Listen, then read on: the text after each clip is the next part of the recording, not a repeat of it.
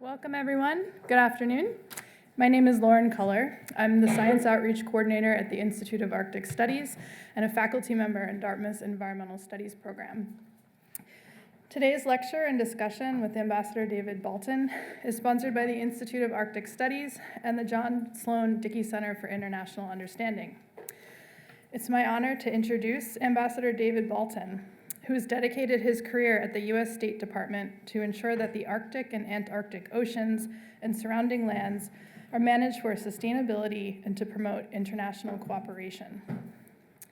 As many of us all know, the Arctic is changing in profound ways, driven largely by a warming climate.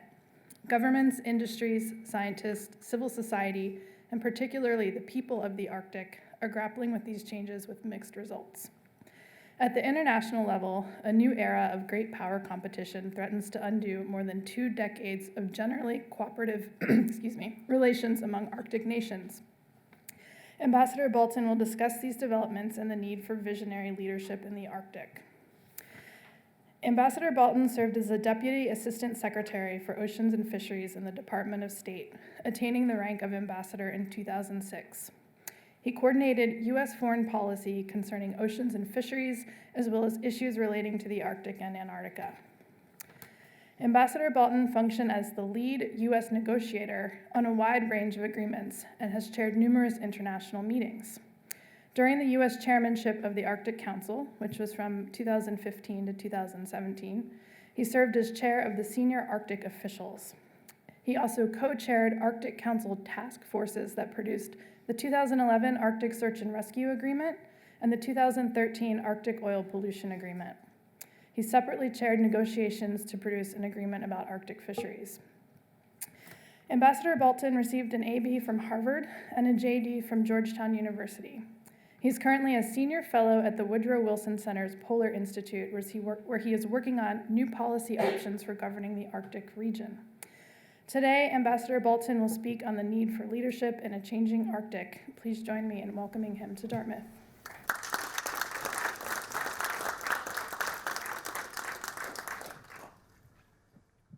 Thanks very much, Lauren. Thanks very much to Dartmouth for inviting me. Thanks to all of you for coming. Show of hands, how many people here have been north of the Arctic Circle ever? Okay, a few. Otherwise, say in Alaska. All right, just wanted to get some sense of who's been there. So the Arctic has been in the news rather a lot. Often the media get the story wrong. This is, I'm not sure how long ago this was, the next land rush. They have the image of the settlers rushing out to stake their claims in the Oklahoma Territory as if that's what's going on in the Arctic. I assure you it's not. Somewhat more seriously, people talk about a new Cold War as if we're on the brink of armed conflict in the Arctic. We are not.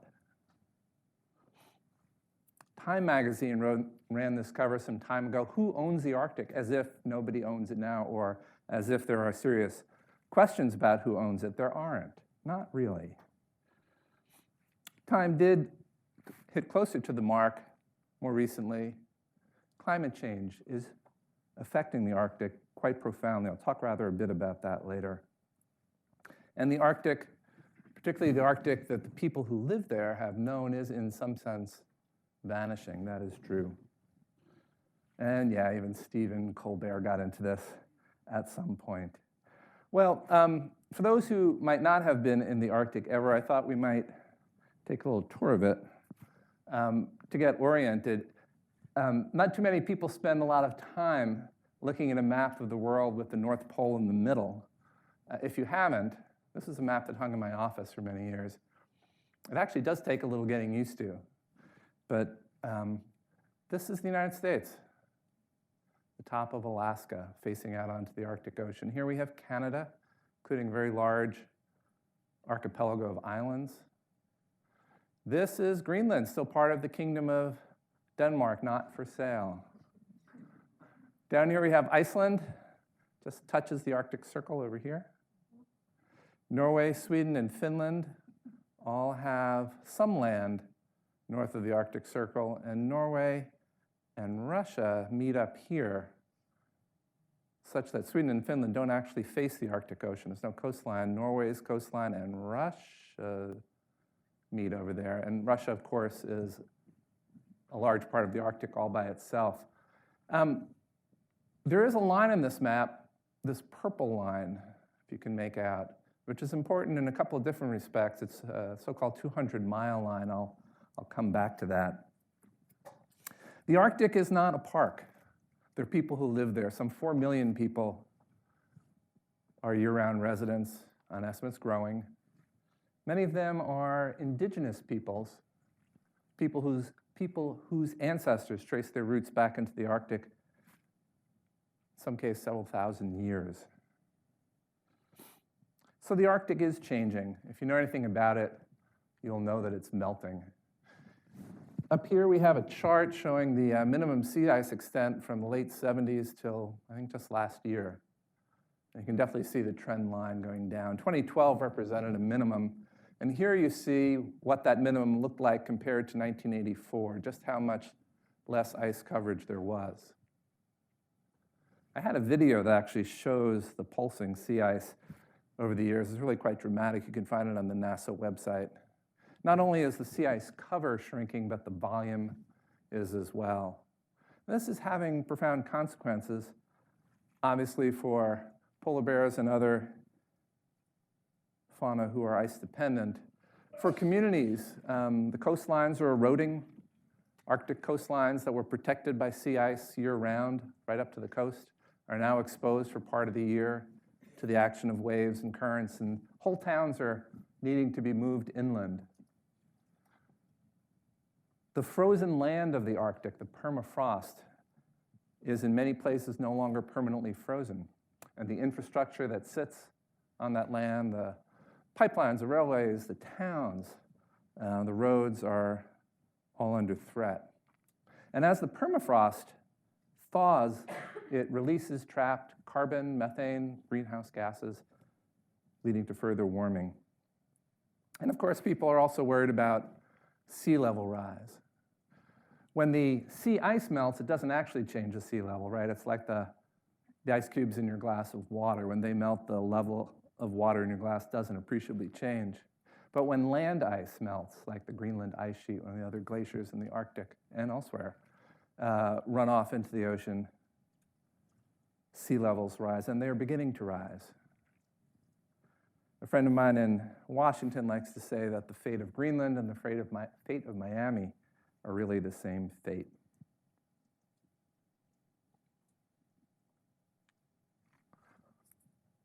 As it happens, a significant portion of the world's untapped oil and gas lie in the Arctic. These maps are a little hard to decipher, but the story they tell is that there's a lot of untapped oil and gas, much of it in the Arctic, much of it in Russia. And because the Arctic is melting, at least in theory, some of this is accessible in a way it hasn't been before. And of course, the irony isn't lost on people that the very burning of the hydrocarbons is leading to the warming the planet is experiencing. And oil and gas development, particularly offshore, is not without its risks. This is not a picture from the Arctic. This is from the Gulf of Mexico. You may remember the Deepwater Horizon explosion and ensuing oil spill. That was a tragedy. But at least it was happening in a warm area where there was a lot of infrastructure, boats, and all sorts of things to try to stem the disaster. In the Arctic, of course, an oil spill like that would be infinitely harder to clean up. Another thing that's catching people's attention is the opening of sea lanes in the Arctic, and two in particular. The one on the top is actually a series of routes through the northern part of Canada that together are known as the Northwest Passage. People have been trying to go through there, of course, for a very long time, has a sort of fabled and somewhat tragic history. Now there are boats going through there and somewhat more regularly, including some large tour boats each summer. It's really the other side of the Arctic, though, that's melting first. Across the top of Russia, the Northern Sea Route is opening up.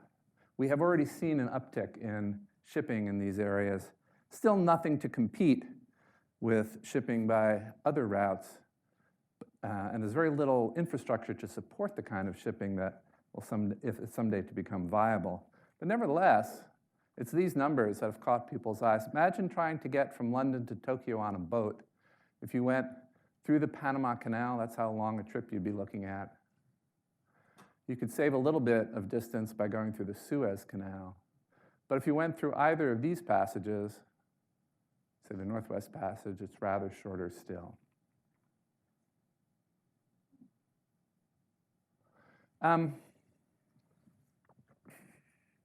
There is a lot in the news about territorial disputes in the Arctic. There is no single piece of land above water that is in dispute, with one exception. There is a very small island located between Canada and Greenland that both Canada and Denmark claim as theirs, but I'm telling you, nobody's going to war over that. There is a process underway, and I'm about to describe it to you, having to do with the land underneath the ocean. It's happening in the Arctic, but it's also happening somewhere else. So imagine you're standing in Provincetown, Massachusetts, looking due east, or in Santa Barbara, California, looking due west, or in Barrow, Alaska, looking due north. You might ask, how far out is it still the United States, at least with respect to the land? I'm not talking about the ocean, the water, the land under the water. And the answer is somewhat interesting and a bit complicated. So you're standing at the coast, or at a coastal baseline. You're asking questions about the outer limits of the continental shelf. It turns out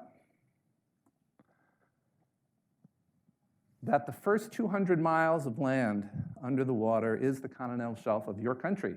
And why does it matter? Well, you get exclusive title to critters that live on the seafloor here, more importantly to oil, gas, minerals embedded in the land. Out to 200 miles, no matter what. Doesn't depend on what the seafloor looks like, how it's shaped, what it's made out of. You get the first 200 miles, nautical miles. And then, interestingly, if you can demonstrate that some of the land beyond 200 miles is part of the natural prolongation of the continent on which your country sits, you get that too. All these rules are set in a treaty, the United Nations Convention on the Law of the Sea. The United States hasn't actually ratified this treaty, but we do recognize these rules as binding. What does this all mean for the Arctic? Well, this is a pretty busy map, but it turns out, remember that 200-mile line? Inside the 200 miles is not a small amount of space. It's about the size of the Mediterranean Sea, 2.8 million square kilometers. And it turns out that almost all of that area beyond 200 miles is seafloor that is likely to belong to one of these 5 countries. And those 5, including the United States, are in the process now of developing the outer limits of their shelves. And what happens when they overlap? As they do, you need to negotiate a boundary line. Interestingly, Russia and the United States already have a boundary line separating their continental shelf from our potential continental shelf. Norway and Russia have also reached agreement on one. Canada and Denmark have. Denmark and Norway have. Some of the others, though, still need, including the US and Canada, interestingly, have not yet resolved their boundaries. But figuring out who owns these pieces of seafloor is not something that will be resolved with warships. They'll be negotiated out with lawyers and cartographers and geographers and geologists, people like that. And to emphasize the point that this is actually a pretty collaborative exercise, there's a picture taken a number of years ago of a US icebreaker, the Healy, and a Canadian icebreaker, the Louis Saint Laurent. They were up here north of Alaska, north of Canada, trying to figure out the outer limits of both the US and Canadian continental shelves together. They were breaking ice for each other, sharing data. We're not going to war with Canada over this, or anyone else. So how is the Arctic governed today? Probably the most important institution is called the Arctic Council. It's like a mini United Nations for the Arctic. The 8 Arctic nations are members: US, Canada, Russia, Denmark, Sweden, Norway, Finland, and Iceland. The Arctic Council was created in 1996. It focuses mostly on protecting the environment and allowing the Arctic to develop sustainably. Really interestingly, the indigenous peoples who live in the Arctic are represented in their own name and right in this forum. The Aleuts, the Athabascans, the Gwich'in, the Inuit, the Sami, and a group of people called the Russian Arctic Indigenous Peoples of the North. They speak in their own name and right. When I chaired meetings of the Arctic Council, I would call the representative from Norway who would speak his or her mind, and I'd call the Athabascan representative who would speak his or her mind, and all decisions were made by consensus pretty much of everybody. Every 2 years, a different country takes a turn chairing the Arctic Council. Every 2 years, there is a meeting of the foreign ministers, so-called ministerial meeting. That's the US Secretary of State. This is a picture from Kiruna, Sweden in 2013, the ministerial meeting there. This one from Iqaluit in Canada in 2015. This one, 2017, Fairbanks, Alaska. At these meetings, typically a very long declaration is adopted, bringing to fruition a lot of work that has been done by the Council over the last 2 years and charting a path for the next 2 years' worth of work. There's Secretary Tillerson chairing the meeting in Fairbanks. Here you see the flags of the Arctic Nation and the flags of the 6 Indigenous peoples organizations. There actually are pictures of the people who led the 6 Indigenous peoples organizations, at least that was a few years ago. There are also a lot of other people in the room. These are observers. People from other countries outside the Arctic attend these meetings. International organizations, non-governmental organizations are all observers and contribute to the process. And now I need to introduce a friend of mine. This is my friend Ponce de Leon. You may know the original Ponce de Leon. Well, this guy helped to chair the meetings of the Arctic Council. You'll see he even got a name badge at one point they made for him. And he got introduced to John Kerry once over a few beers in Anchorage. John Kerry picked him up and said, and I quote, "You've got to be kidding me."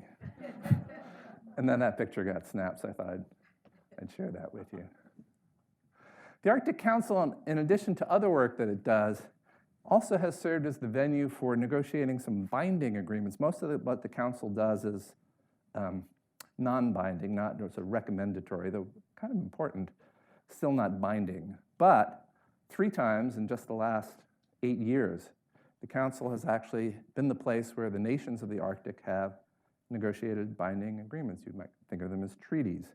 The first one had to do with search and rescue. This is actually a picture from Antarctica, the waters around Antarctica. A Canadian tour boat sank some years ago. Amazingly, no one died. Relatively calm seas, there were enough lifeboats. There was another large boat nearby to take all the passengers.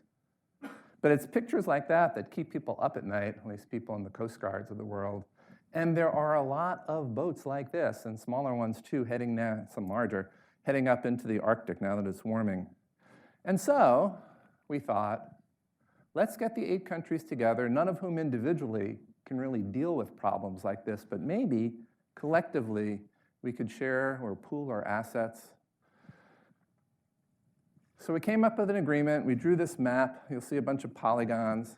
If there is a search and rescue incident, a boat running aground, an airplane crashing, and it comes in, say, the US here, we, the US, would then have the responsibility to take initial action, but we could call for assistance, call on the others, the other 7, to help.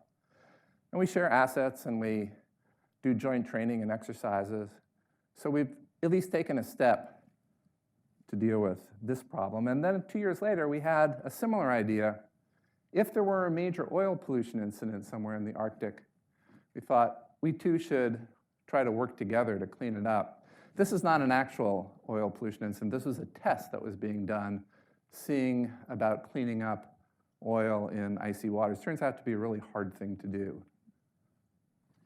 Anyway, we created another agreement to pool our assets and do joint training and exercises relating to oil pollution.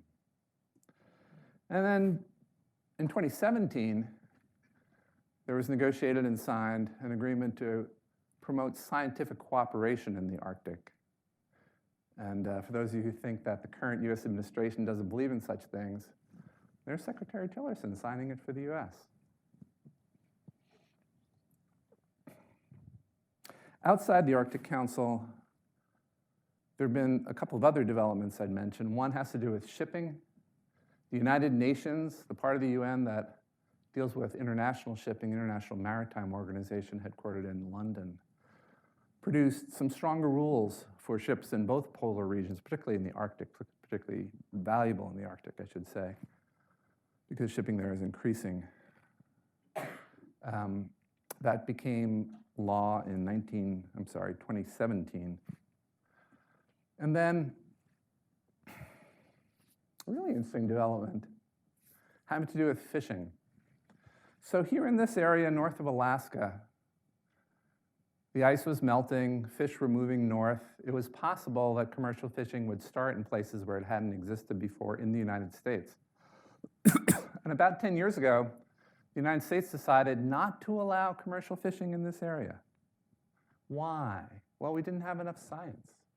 We could not tell what the effect of taking X tons of Arctic char, cod out of there would mean for the ecosystem. So until we had that science, it's really hard to do the type of marine science you need in those areas. We thought, let's not have any fishing at all. But our jurisdiction only goes out to 200 miles. Remember that 200-mile line?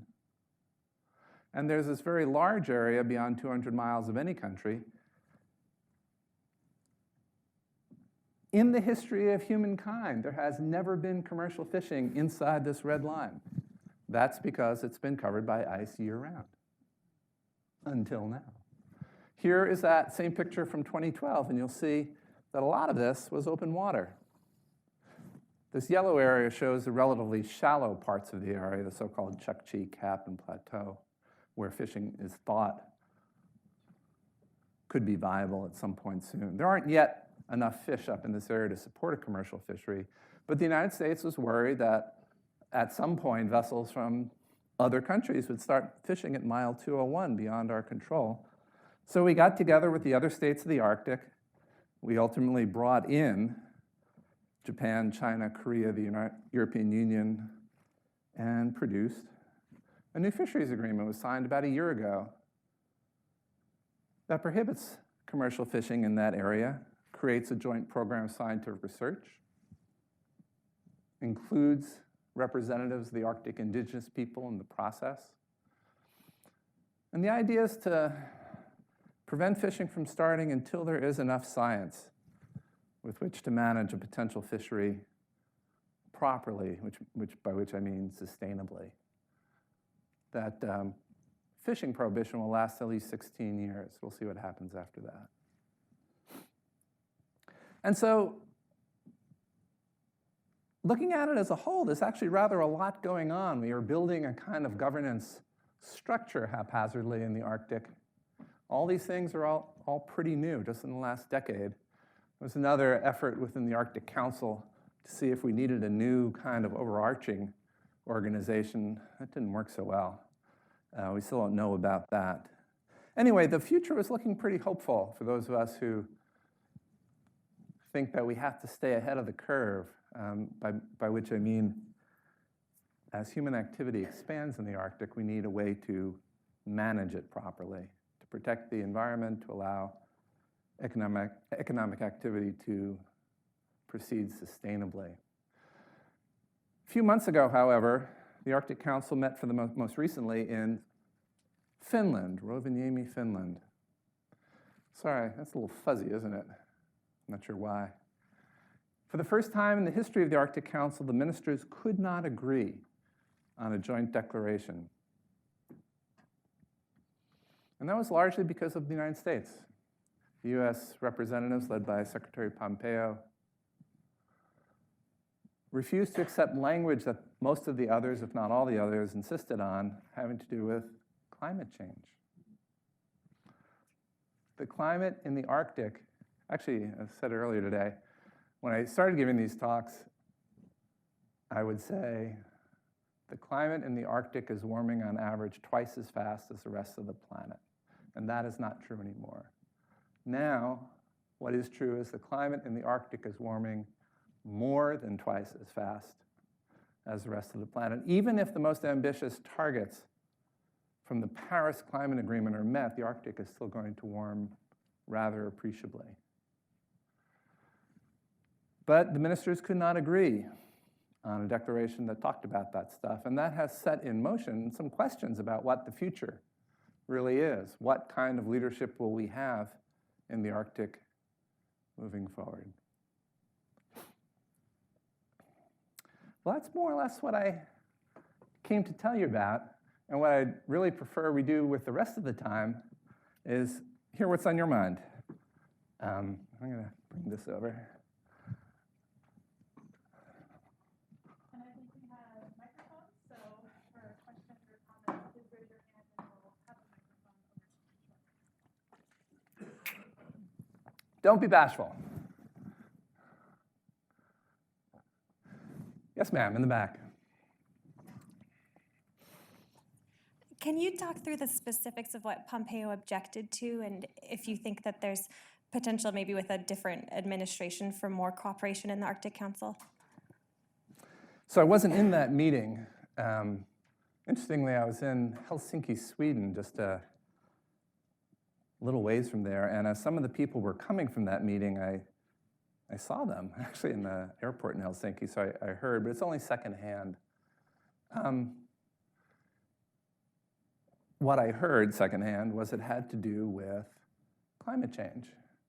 The current administration did not want to agree to language that the others wanted, talking about just how serious and profound the Arctic climate is warming and what the potential consequences are for the rest of the planet. This is not the only time in the current administration where the US delegation sort of blew up negotiations on a joint agreement. But the United States before was one of, and has been since its inception, one of the leaders of the Arctic Council. When the US last chaired it, it was a great success. And in fact, the last chairmanship of the US spanned the Obama and Trump administrations. Most of it was completed by the time, under Obama, by the time Trump came to office, we had only a few months left. But it was nevertheless left to the new team, led at that point by Rex Tillerson, to bring it to fruition, and he did. The Fairbanks meeting was generally considered a success. 3 weeks after it, the White House announced that the US intended to withdraw from the Paris Agreement. One other factoid, those 3 binding agreements I mentioned, and that came through the Arctic Council process, they were co-led by the US and Russia, each one, working together. In one case, Norway also was a leader in that.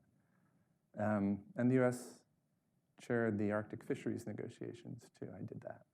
So it is possible for the US to play a positive role in the Arctic. We have been. We'll see what happens next.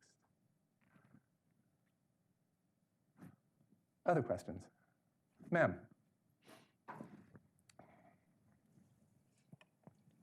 Regarding the fisheries agreement, could you speak to like methodologies of governance and how that's basically judged by other countries? I'm not entirely sure what you mean by methodologies of governance. Thanks. Basically, how is that agreement policed? Okay, well, there isn't very much to police. There are really only 2 commitments. One is not to allow fishing in this area. There won't be fishing in this area sometime. The scientists are telling us there aren't yet enough fish, for vessels to head up there. So, and it's not like in areas where there are active fisheries, and there are all sorts of rules about how much you can catch, what your bycatch is, what kind of gear you need to use, what kind of reporting. There are all sorts of complicated questions about how to police that. when you essentially establish a closed area, all you need to make sure is fishing vessels don't come in and start fishing. That actually can be done from space. But like I say, I don't think there will be vessels in there anytime soon. The second commitment was to establish a joint program of scientific research. And that will happen. The agreement's not yet in force. 6 countries, including the United States, have ratified it. 4 others will do so probably this winter. And then they have to build this joint program. But the typical governance questions that come up in international fisheries agreements don't really apply here. I saw another hand at some point. That's what I was going to ask about the enforcement. Okay. How the enforcement. Yeah. There's a hand back there. Yeah, Dave, great Professor to have you here Virginia. at Dartmouth. Yes, it's wonderful to have you here. Thank you. So I spent last week in DC, and I was actually at the Polar Institute at Wilson for a whole series of events. And what kept coming up over and over again is, what about China? China's declared itself a near Arctic state, whatever that kind of means. China has growing interests in all aspects of the Arctic. So maybe if you could talk a little bit about the Arctic Council and how they're kind of either absorbing or listening to countries like China and others, and then more directly, where do you see China going in terms of Arctic in the future?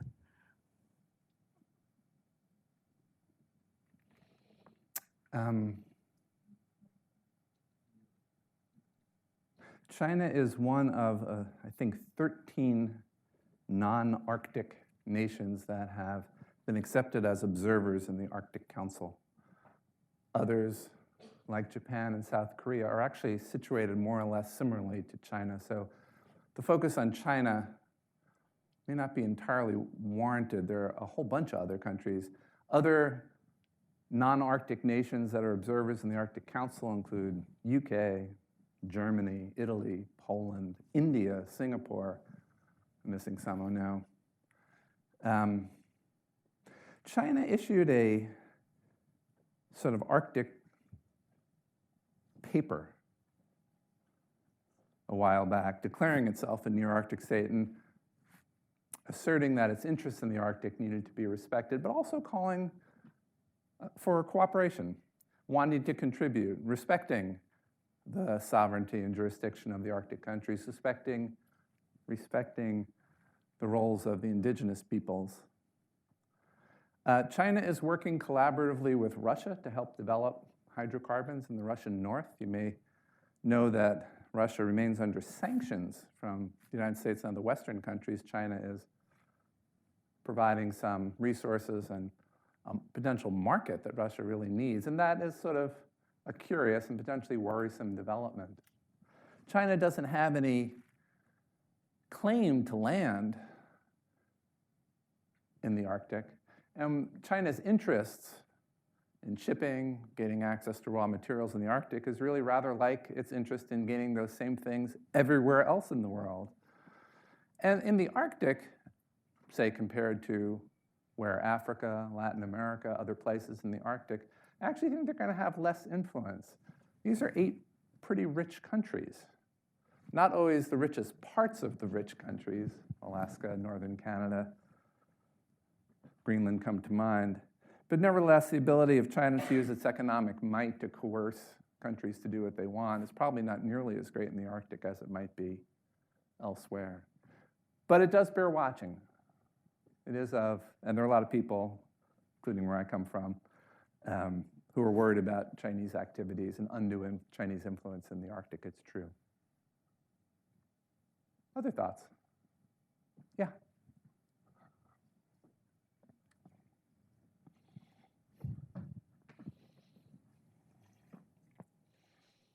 Are there plans in place for helping the indigenous communities adjust and shift as erosion causes their communities to be under threat? I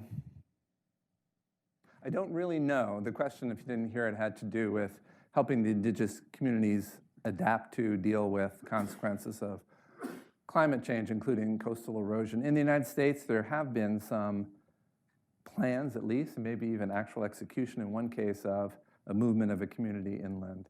This is going to happen more and more, not only in the US, but elsewhere. I'm sorry to say that our friends in Russia At least I haven't seen a whole lot of data on the answer to that question, and they are like the biggest part of the Arctic. So I can't speak to that. I think the Canadian government is also grappling with this issue too, but it may be in the Alaskan Arctic, US Arctic, where the issue is joined most at the moment. And it's a scramble. The state of Alaska is short on resources. There's serious budget problems going on there. The US federal government may step in to help. Watch this space. I don't think we know yet the answer to your question.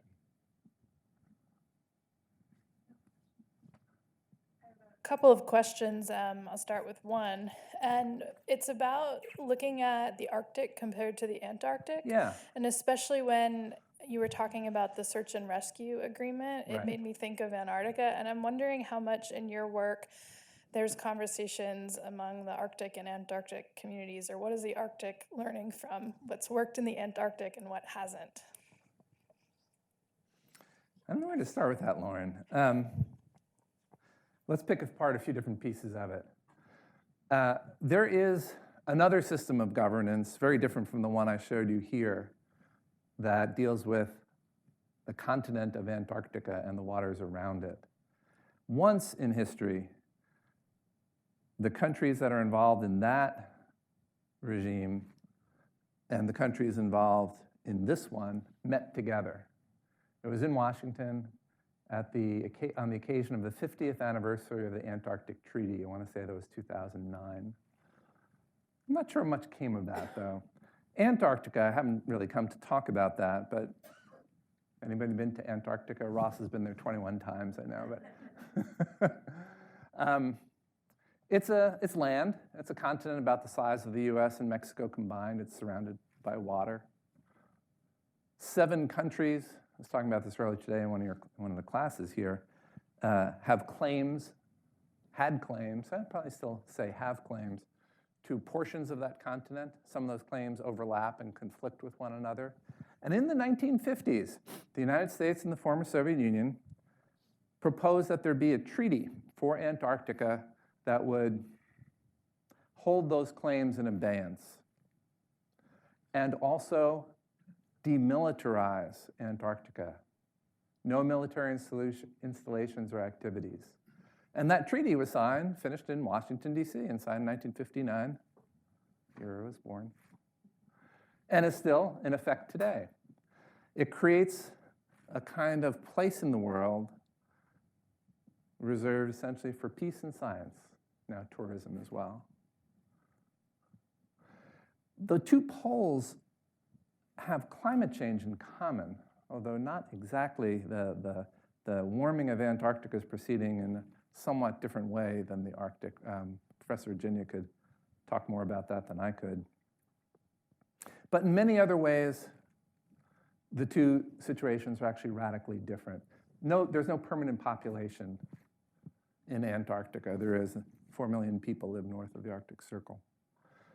Those conflicting claims to land in Antarctica, they don't exist in the Arctic. The Arctic is militarized, has been since the days of the Cold War, and that actually has not changed. In fact, it's in a sense getting a little remilitarized of late, thanks to our friends in Russia. But the type of governance for Antarctica doesn't really work here. There was a time about 15 years ago where a number of people were calling for an Arctic treaty similar to the Antarctic Treaty, but it turned out that wasn't a good model. Instead, what we've built, or are building, is a kind of, it's a little piecemeal, but it seems to be working better for the Arctic, or at least it's been politically possible in the Arctic, whereas none of the nations in the North were interested in an Antarctic-type treaty.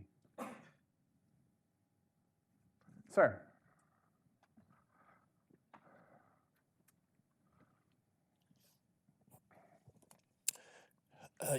Excuse me, your talk emphasized cooperation in the Arctic until quite recently. Every once in a while, there seems to be something in the news with perhaps a Russian in a deep diving suit planting a flag on the bottom of the ocean, or otherwise Russians issuing statements about their claims in the Arctic, and particularly with regard to natural resource recovery. And I was wondering if you could talk about the state of play in that arena. Yes. Not sure what to show here.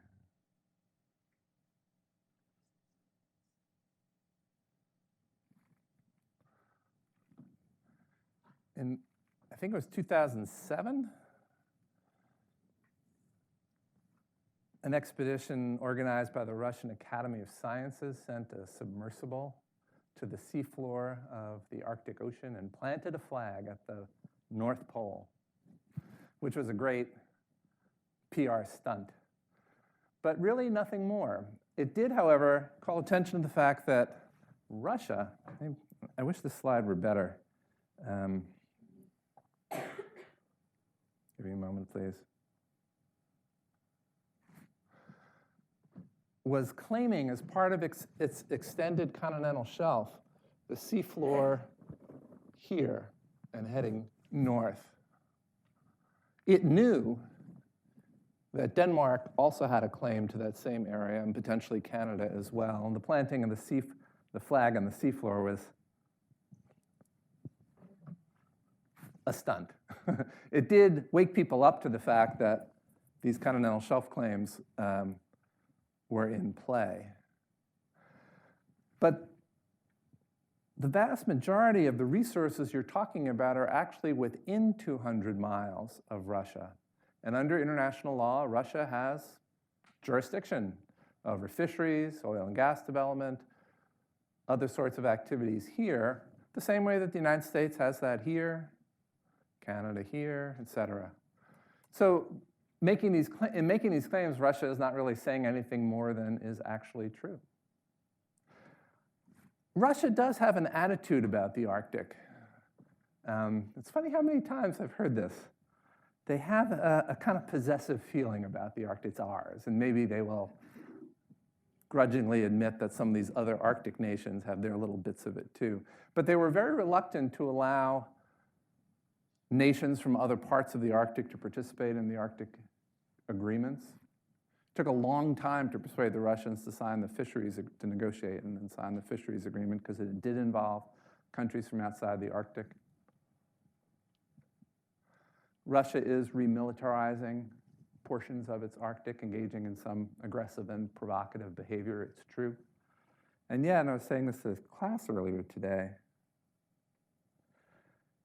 I spent a lot of time in Russia and with Russians, and the message that seems to come through most, so it's not their country, their government is not monolithic. We want to develop the Arctic. That's where our money is.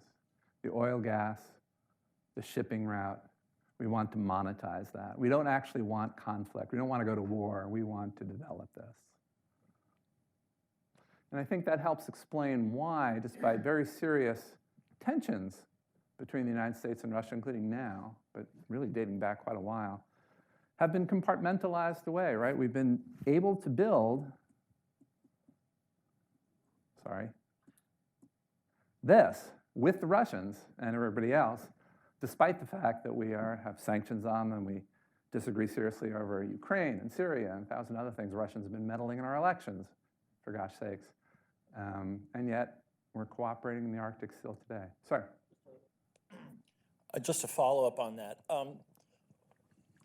what is the outlook for their development? First of all, the Russians have been saying they want to develop the Arctic since the mid-19th century or earlier, but are they likely to start significant drilling in the far north, especially with protracted, depressed prices of hydrocarbons, things like that, and also a technological shortfall when that is made worse by sanctions? So I'm just curious if this is something we should be expecting or not. It's true that the price of oil is likely to depress new oil exploration, exploitation in the Russian North, probably for some time. They have very large liquefied natural gas facilities that they are continuing to build, often with Chinese help, including in a place called Yamal, right? Who knows what the future of the sanctions regime will hold? Don't know that either. So I guess what I'm saying is I don't really know. There are a lot of variables in an answer to your question. Not sure where it will actually land. It's a good question, though. Ma'am. Following the lack of consensus or declaration in May, has there been any conversation of an Arctic Council that doesn't comprise all of the nations within the circle, be it the United States or not? No, not really. So after Finland completed its chairmanship, Iceland has taken over. They are trying their darndest to push forward with any number of things. They know that certain topics will meet with some kinds of resistance. I wouldn't put all the blame for the resistance on the US. Russia has certain things it's not happy about that the Arctic Council works on too. But there are other things like dealing with the problem of plastic pollution in the Arctic. All 8 are on board trying to deal with that. I just attended a workshop at Harvard, co-led by the Icelandic chairmanship of the Arctic Council, trying to figure out solutions to that problem through the Arctic Council. And you know, there's going to be another election in the United States, and before the Icelandic chairmanship, the one we're in right now, comes to an end in May of 2021, there might be a different administration in the United States. And it's not just the US. Canada just had an election. You know, politics change. All that said, I think the Arctic Council is facing its most serious challenge right now because of the US administration. We'll see.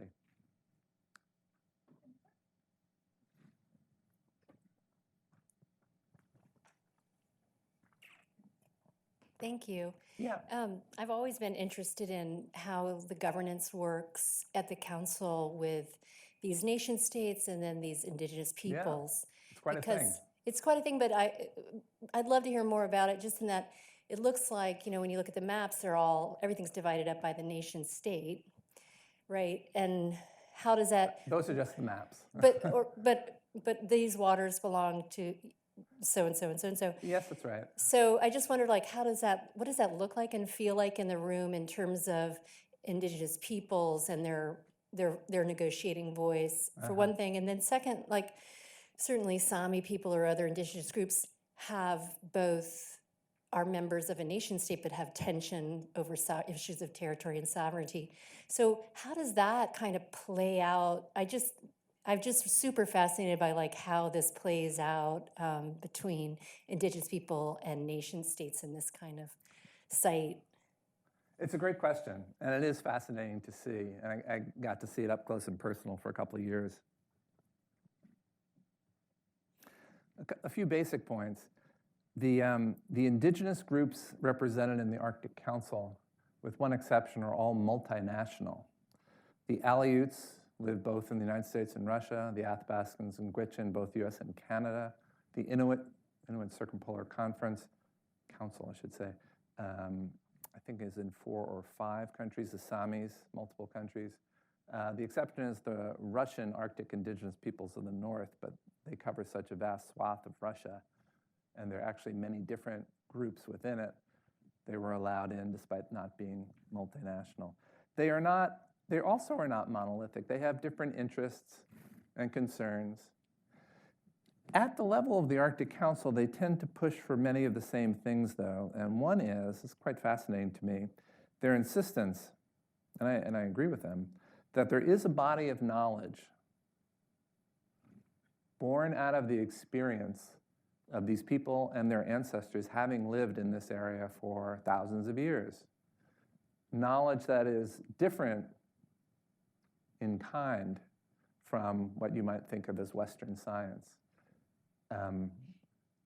There's some disagreement about what to call it. They would like to call it indigenous knowledge. The Arctic Council has opted for a clumsier term, traditional and local knowledge, but it sort of refers to the same body of information, especially about the natural world.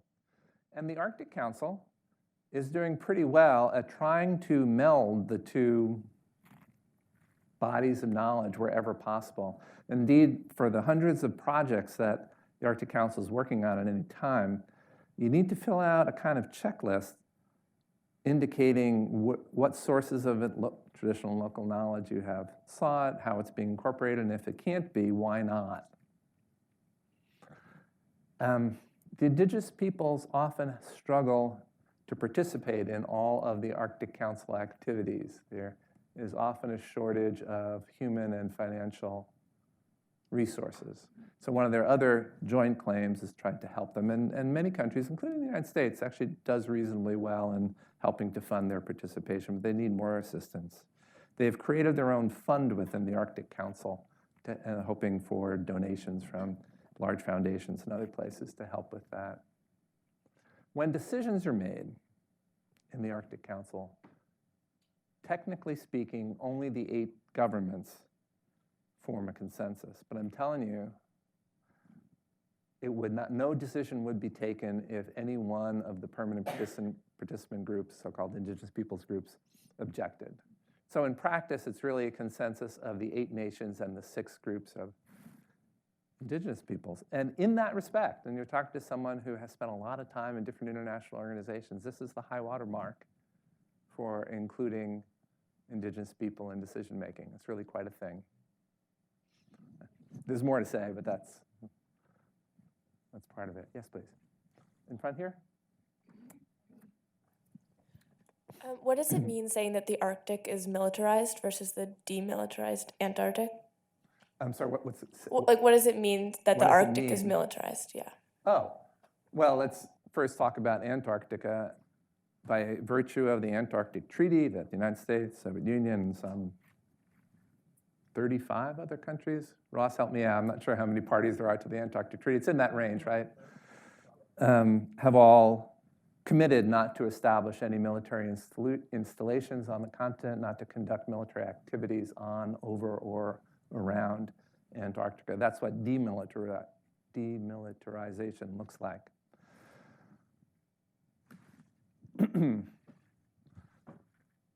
The Arctic is a different place.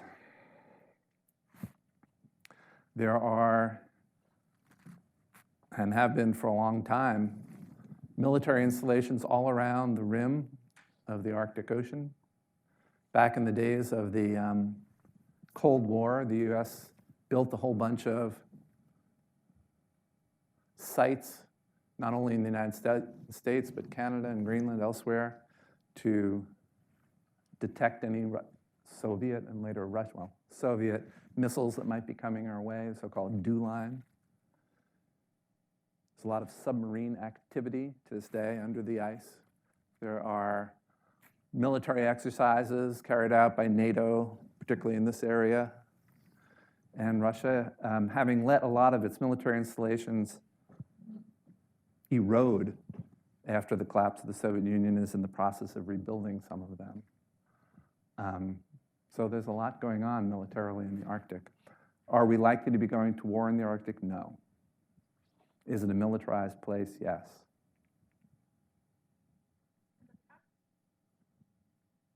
Sorry, was there a hand in the back? Yes, ma'am. Hi. Question. Please.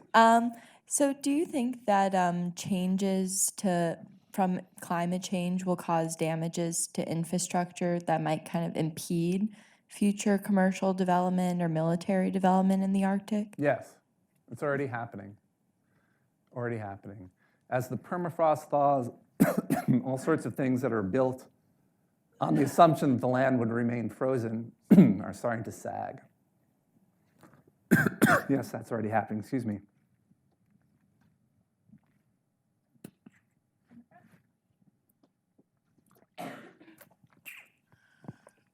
We are here in the Dickey Center for International Understanding. Is that where We we're at? live in a world that needs a lot more international understanding. The stories you're telling in the Arctic, Yeah.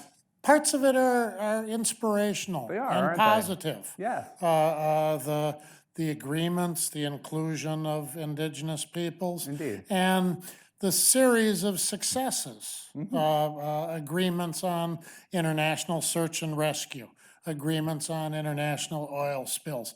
There's been what seems like good tactical thinking by people in a position to matter about finding topics to talk about where there's opportunities for agreement and progress. Exactly. If you could set the charter, I have two questions. Okay. For the next round of Arctic Council, what would come to your mind as something that might be a good thing to take on? And do you have any nightmare scenarios about what might be brought to the table? Thank you for that. Ultimately, we're going to need something stronger than all of this to deal with the increasing human activity here in the middle of the Arctic Ocean. I don't think the countries, including the United States and Russia at the moment, are ready for that yet. But someday they might be. And one interim step that I've been advocating is this. There is a long-standing marine science organization that covers this part of the ocean in the Atlantic and actually comes up into a piece of the Arctic. It's known as the International Council for the Exploration of the Sea. It's about 100 years old, ICES, one of the oldest international organizations in the world. It promotes cooperation on marine science. And in the 90s, a sister organization, there's not a good map for it, was built for the North Pacific Marine Science Organization, but everybody knows it as the Pacific version of ICES or Pisces. ICES and Pisces together have started working on this area that neither of them are really responsible for. In one case, in conjunction with the Arctic Council. And I think ultimately what we need to build is a marine science organization dedicated solely to this area. It's not scary. It wouldn't cost a ton of money. It wouldn't tell people what they can and can't do, but it would help promote knowledge of what is, in fact, the least understood ocean on our planet. So that would be a next step that I would like to see. But it's going to be a while before even that takes place. Nightmare scenarios. Well, I was talking about this earlier. It's not the best map for this. Hold on.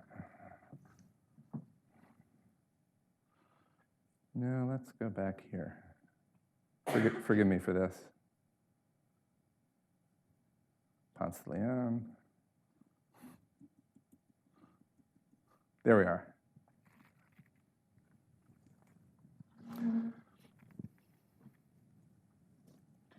Canada, and particularly Russia, claim that passage through these routes should be regulated solely by Canada in the first instance and Russia in this instance. They claim that the waters in question through the Canadian archipelago, for example, or in different places, not actually the best map because there are passages in here, are a little bit like the Connecticut River. They're internal waters. Ships from other nations are only allowed to pass through with the consent of Canada in that case, or Russia down here. And any rules relating to the passage are those that Canada and Russia, respectively, develop. The United States and actually most other countries have a very different view of this. We say, these are straits used for international navigation, like the Strait of Gibraltar, Strait of Hormuz, Strait of Malacca, the Bosphorus. Vessels from any nation are allowed to pass through. They don't need the consent of the coastal state. And the rules relating to such passage are to be developed collectively through the International Maritime Organization. And until now, we've been able to agree to disagree about this because there hasn't been a ton of Arctic shipping. That said, one of the things that the United States does, somewhat provocatively, is it sends its warships through other places around the world where coastal states are making claims that we say interfere with freedom of navigation. We do that, for example, in the South China Sea, but many other places too. And there are proposals kicking around the White House and the Department of Defense to send US warships through here. I think that's a bad idea. I mean, we would be making the point, perhaps even a valid point, that Russia, Canada are wrong about their attitudes here, but the cost of doing so and the potential for something truly stupid to happen, right, is pretty high, and I'd worry about that a lot. That would be kind of a nightmare scenario for me. We have one more question, and we'll wrap up. Sir. Nightmare scenario two. Last year, we had an almost large-scale accident just south of the Arctic Circle on the Norwegian coast, where a large cruise ship got into trouble. Yeah. Are we discussing what we can do to avoid a large-scale accident in the north? Because in Norway, there was a lot of chatter about it. If it had happened further north, we couldn't deal with it, Yeah. period. So there are a couple of different ways to answer your question. The good news is that one of the things that happened through the Arctic Council was that the coast guards of all 8 Arctic nations came together and formed the Arctic Coast Guard Forum, and they get together regularly to discuss issues just like that. How can we work with the cruise line industry, the tankers, the container vessel companies to try to minimize the risk of such accidents? So that's the good news. People are paying close attention to this now. The bad news is, in most places in the Arctic, the capacity to deal with a very serious accident of that sort is pretty minimal. In Alaska, for example, the nearest large Coast Guard base is down here in Kodiak. If there were a serious problem up here, I remember a friend of mine who he actually led the District 17 of Coast Guard in Alaska, said, yeah, I could get some planes launched out of here and take pictures of the bodies floating in the water, but that's about it. So that's the bad news. We're not really prepared for this. We did agree to pool our assets and work together, but I'm not sure I'm going to send Grandma on a cruise boat through the Northwest Passage. In the Norwegian case, we had a lot of oil installations nearby and Yeah. plenty of big helicopters. Might have helped. It doesn't happen Everywhere. Right. Well, Ambassador Balton, thank you so much for your talk and discussion today. Thank you.